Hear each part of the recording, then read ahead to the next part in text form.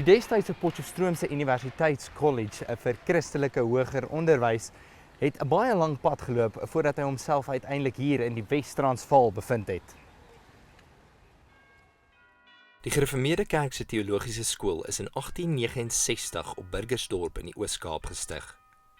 Na verskeie botsings tussen patriotiese Afrikaners en die Engelse bewind in die Kaapkolonie, is besluit om die Teologiese Skool in 1905 na Potchefstroom te verskuif. Op daardie stadium het die raad van die college geen duim grond besit nie.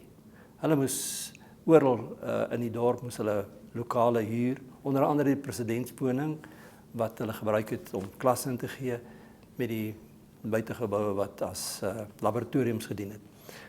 Maar op 'n stadium het dit gekom dat selfs hulle hierdie geboue nie meer beskikbaar was nie. In 1923 is 8 sinkbarakke aangekoop wat as tydelike lesinglokale en laboratoriums sowel as koshuise op die kampus gebruik is.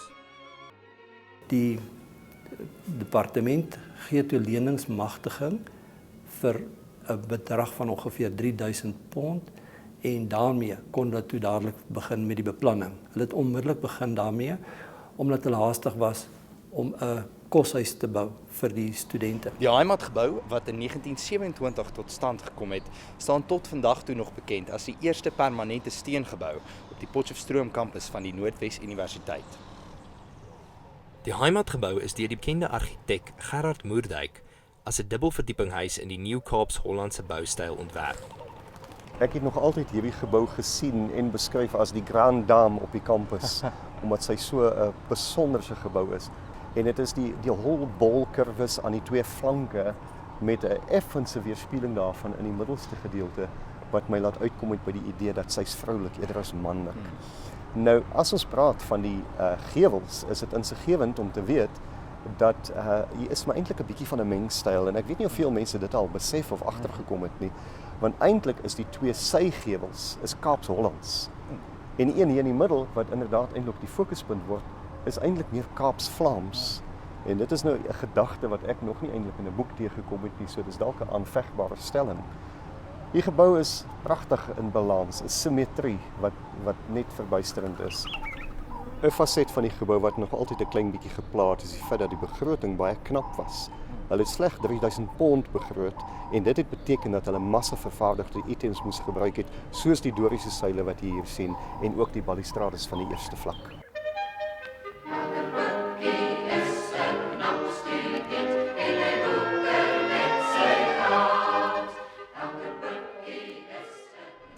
Die aanval van Suid-Afrikaanse soldate op die Heimatgebou se inwoners op die aand van 7 Augustus 1940 was 'n opspraakwekkende gebeurtenis. Daar was sekere prikkels wat gekom het. Byvoorbeeld wat ook 'n rol gespeel het, is die speel van die volkslied aan die einde van die filmvertoninge hier in die Lyriek, dink ek was dit, die plaaslike bioskoop.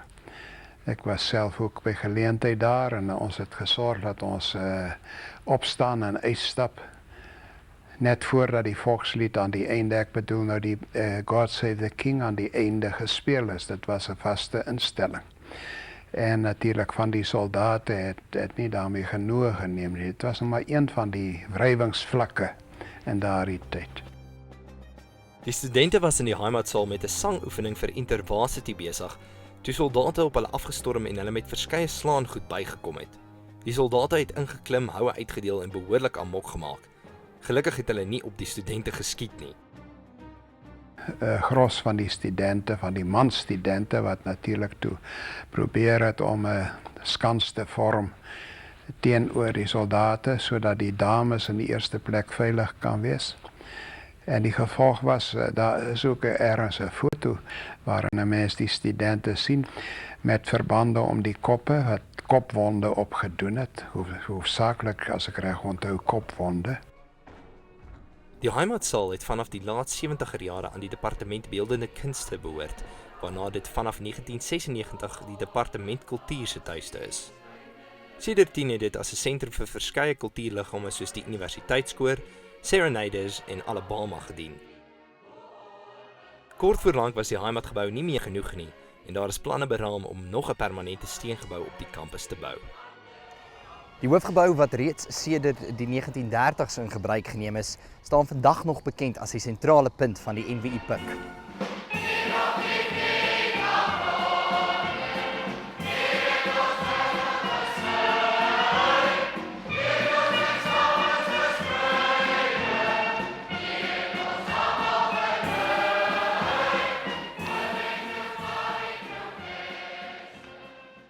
In 1926-27 was daar 'n ondersoek deur die Van der Horst kommissie wat deur die regering aangestel is. Hulle het die land deurgegaan en na al die universiteite gaan kyk en met 'n baie verdoemende verslag op die tafel gekom, waarin hulle dan beweer dat daar 2 instellings toegemaak moet word, onder andere die Pik. Dit het 'n geweldige verontwaardiging by die universiteitsowerhede ontlok. 'n Aantal pikkomitees in verskeie dorpe het 'n landwye fondsinsamelingsveldtog in Augustus 1928 van stapel gestuur.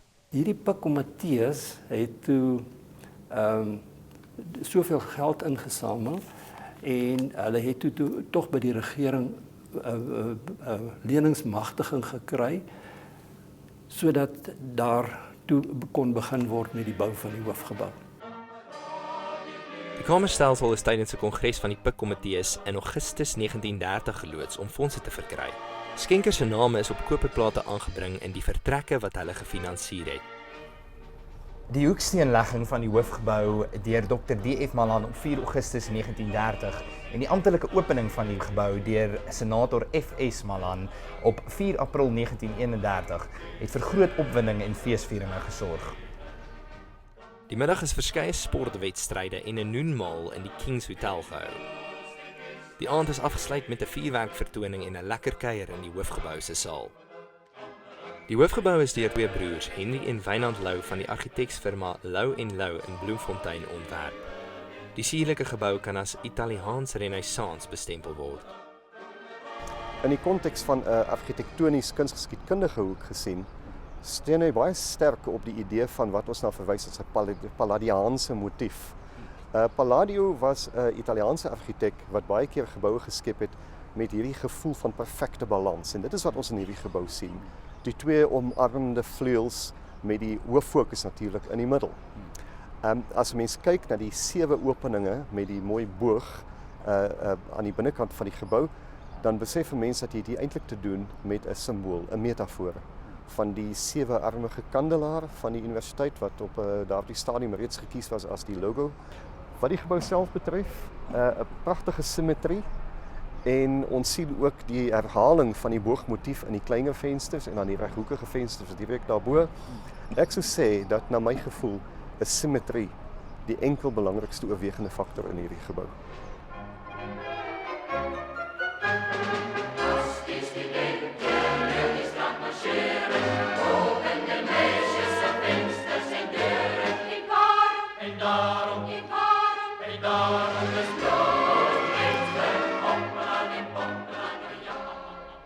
Die hoofgebou behoort deesdae in sy geheel aan die fakulteit regte, maar het ook deur die jare heen verskeie departemente van akademiese en administratiewe aard gehuisves. Die hoofgebou was die tuiste van die fakulteite lettere en wysbegeerte, ekonomiese wetenskappe en regte. Dit het ook die biblioteek gehuisves. In die volgende 2 dekades is kantore ingerig en in die begin van die 80s is die gebou behoorlik gerestaureer.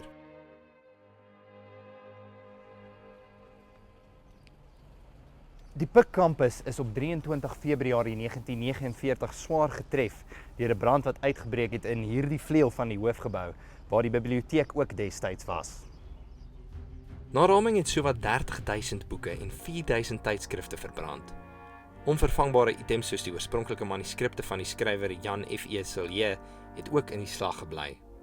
Die skade aan die gebou het nagenoeg 7.000 pond beloop, sowat 30.000 pond se boeke is vernietig. Dit was baie chaoties, met emmers waters en tuinslange en wat ook al dosent en student en brandweermanne naderhand oor mekaar gekruip het tussen die brandende dinge om boeke te red.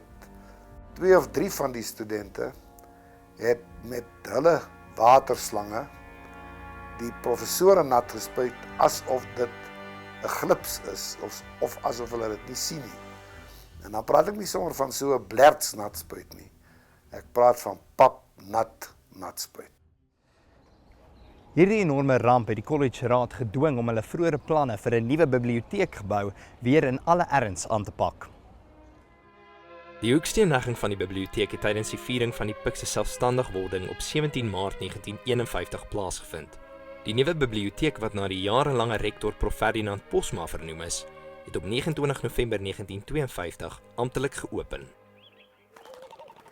Die geld en beplanning wat in die uitleg van die Potchefstroom kampus tydens die 70er jare ingegaan het gesorg vir 'n besondere kampus waarmee ons vandag nog kan spog.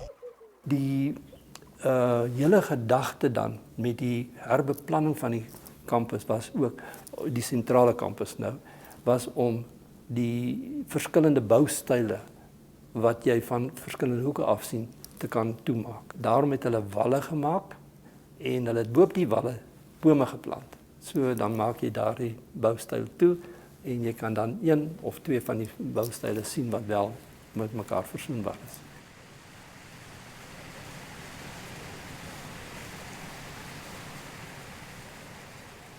Die hoofgebou en die heimatgebou is vandag nasionale erfenis as gevolg van hulle argitektoniese en historiese belang. Die heimat en hoofgebou is albei op 11 Mei 1984 deur die minister van Nasionale Onderwys, Gerrit Viljoen, tot nasionale monumente verklaar.